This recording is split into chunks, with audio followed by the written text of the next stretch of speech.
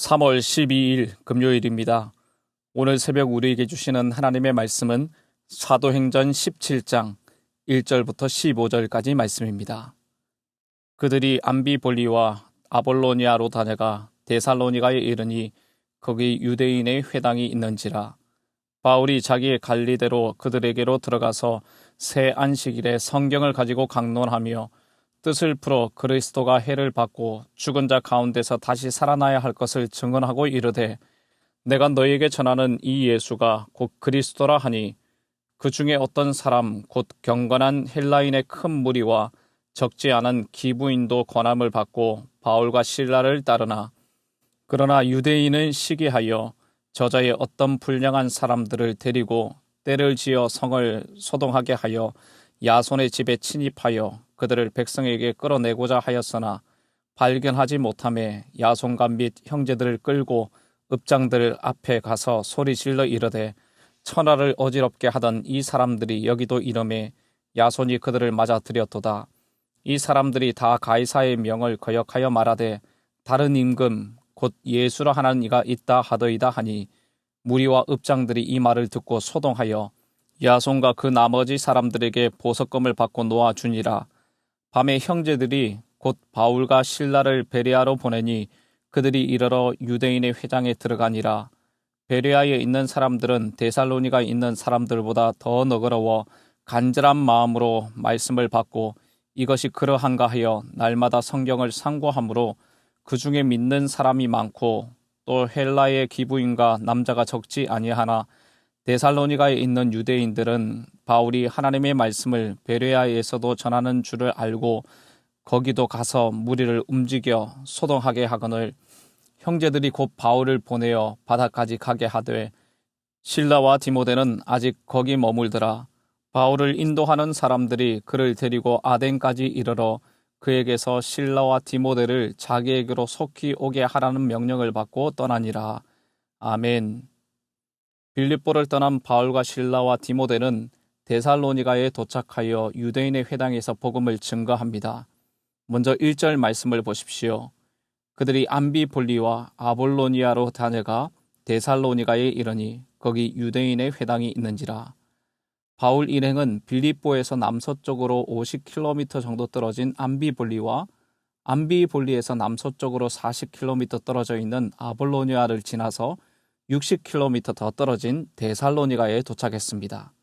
그러니까 바울 일행은 빌립보에서 약 150km를 여행하여 데살로니가에 도착했던 것입니다.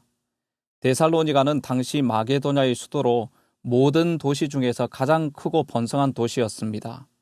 크고 번성할 뿐 아니라 무역과 정치의 전략적인 위치여서 많은 사람들이 왕래하였고 여러 인종이 섞여 살았기 때문에 여기서 복음을 전하는 것은 복음을 널리 퍼뜨릴 수 있는 좋은 기회였습니다. 바울 일행은 유대인의 회당에서 선교 사역을 시작합니다. 2절 말씀입니다.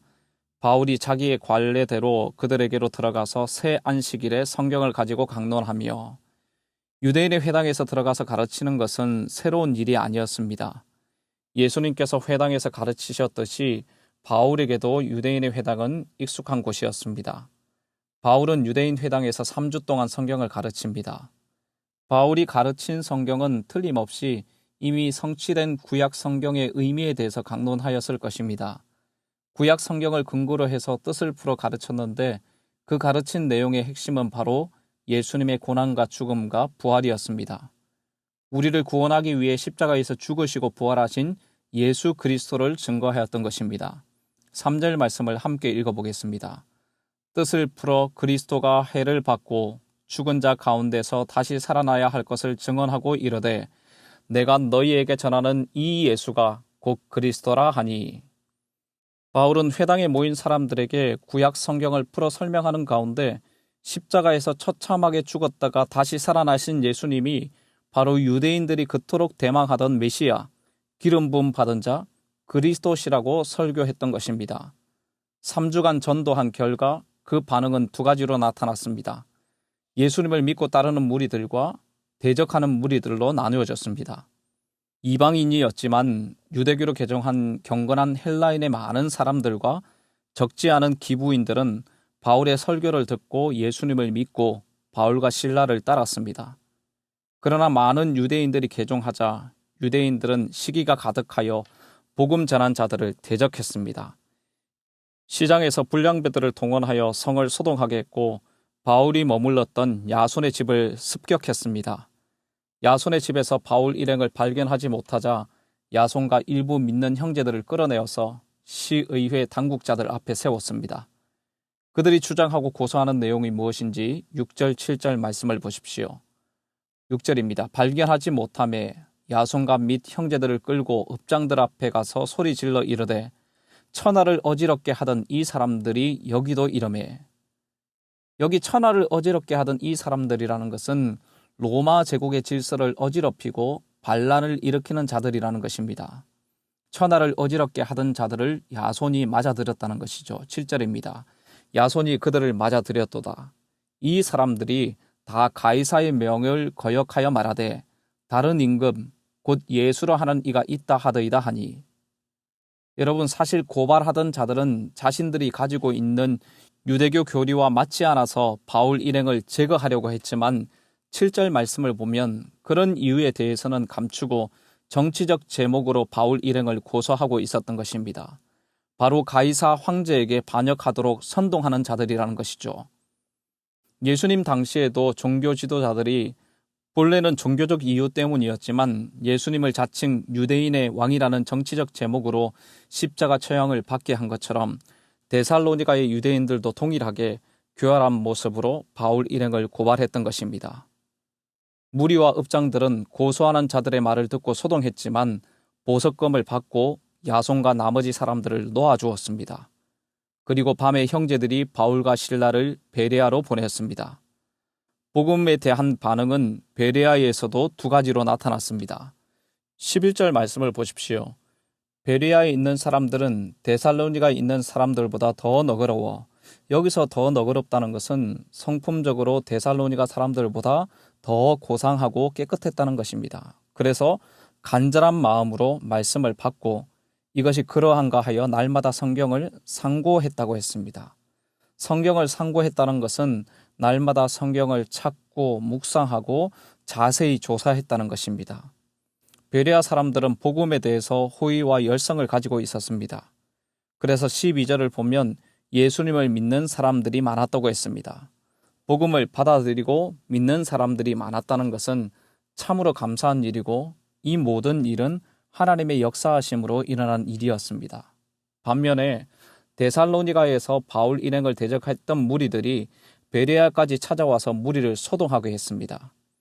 복음을 반대하는 이들의 열심이 정말 대단했습니다. 그래서 어떻게 됩니까? 베레아에 믿는 형제들은 실라와 디모데는 남겨두고 바울을 바다까지 가게 하고 또 인도하여 베레아에서 80km 정도 떨어진 아데네에 이르게 했습니다.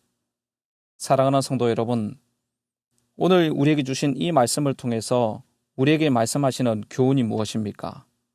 첫 번째로 상대방의 반응을 두려워하지 말고 담대하게 복음을 증거해야 된다는 것입니다. 복음을 증거할 때 베레아 사람들처럼 마음을 열어 믿음으로 반응하는 사람들도 있지만 대부분의 사람들은 데살로니가 유대인들처럼 반대하거나 거부하거나 무시합니다. 그러므로 우리가 전도할 때는 거부당할 수 있다는 마음을 가지고 상대방의 반응을 두려워하지 말아야 합니다. 여러분, 상대방의 반응에 두려워하지 말라고 해서 상대방을 무시하고 경시하라는 말은 아닙니다. 평소에도 그래야 하겠지만 특별히 복음을 전할 때 영혼을 귀하게 여기고 상대방의 입장을 존중해야 할 것입니다. 무엇보다도 하나님의 마음으로 영혼들을 대해야 하는 것이죠. 여러분, 우리는 주님으로부터 복음 전파의 사명을 받았습니다. 전파하는 자가 없이 어찌 듣겠습니까? 나가지 않으면 어찌 전파하겠습니까? 로마서 10장에서는 복음의 좋은 소식을 전하는 자들의 발이 아름답다고 했습니다. 여러분, 보내신 삶의 자리에서 복음의 가치로 살아가시기를 바랍니다. 삶으로만이 아니라 직접 복음을 증거하십시오. 사람들의 반응에 두려워하지 말고 복음을 대적하고 반대하는 사람들은 항상 있다는 사실을 기억하며 담대하게 복음을 증거하여 많은 영혼들을 주님께로 인도하는 그런 복된 삶을 살아가는 성도님들의 삶이 되시기를 주님의 이름으로 축복합니다. 두 번째로 생각할 것은 베레아 사람들처럼 항상 간절한 마음으로 말씀을 받고 겸손하게 수용하는 태도를 가지며 열린 마음으로 복음에 반응할 수 있어야 한다는 것입니다. 여러분, 말씀을 받을 때 어떤 태도와 마음으로 받고 있습니까? 개인적으로 말씀을 읽고 묵상할 때 어떤 마음으로 하고 있습니까? 간절함으로 말씀을 받을 수 있기를 바랍니다. 여러분, 말씀을 제대로 섭취하지 못하면 넘어지고 쓰러지고 죽을 수 있다는 마음으로 집중하여 말씀을 듣고 또 은혜 받을 자세와 마음으로 말씀을 받을 수 있어야 합니다. 또한 겸손한 마음으로 말씀에 반응하는 삶이 되어야 합니다. 이미 들은 말씀이고 이미 잘 아는 말씀이라고 생각하는 교만한 마음을 내려놓아야 합니다. 여러분, 성경에서 알다라고 말씀하시는 히브리어 야다는 이론적인 알미 아니라 경험적으로 아는 것을 말합니다. 문자적으로 아는 말씀이 아니라 내 삶에 경험되고 실천된 알미 되어야 한다는 것입니다. 말씀을 듣기만 하고 쌓아놓기만 하면 머리만 무거워질 것입니다. 문자적으로 아는 말씀, 머리로 이해하는 말씀이 아니라 내 삶에 경험되어지는 말씀이 되어야 한다는 것입니다. 그렇게 하기 위해서는 말씀에 즉각적으로 반응하여 실천하는 삶이 되어야 할 것입니다.